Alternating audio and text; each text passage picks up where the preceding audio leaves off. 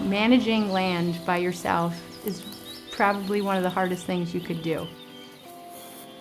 It takes a lot of planning, and it takes a lot of tools, and it takes a lot of people behind you.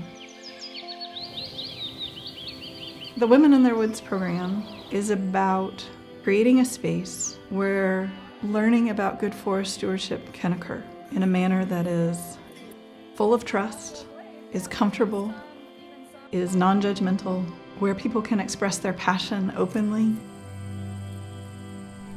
Some of these women come to the table with no knowledge about forestry, don't know how to identify a maple from an oak. How can I move forward? What's my plan? Who do I work with? Who else is out there to talk to? What are the options? Where's the money? Who's got funding? How can I get people to come here and help me do it? And what's the best way to go forward? One of the things that we deal with in Women in Their Woods is setting goals and objectives. We do almost a visioning process. Basically, you take a big sheet of paper and we have all of our participants sit and draw their property. Those really challenging questions about how to manage land come out when we're having those discussions.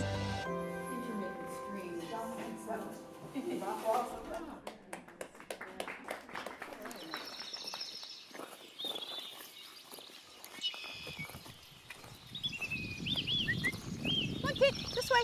Sometimes I stumble on an old snag like this. All of these holes are either places for an animal to feed or it's a place for an animal to live. And this is what older growth forest is really all about, is to let something like this live out its complete life cycle. It's like, you know, some kind of temple to life. If you are interested in certain wildlife species that are most at home in a young forest, the timber sale will help you get to that place where you have good habitat for that species.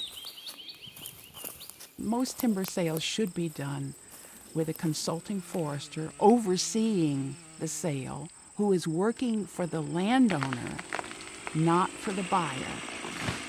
I have gotten telephone calls from women when they were just in tears on the other side because they had wanted the woods cleaned up, and they really got cleaned out.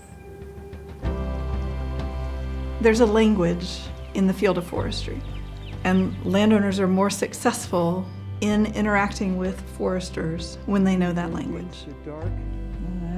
If women are educated, they will be able to direct the forester to their own goals.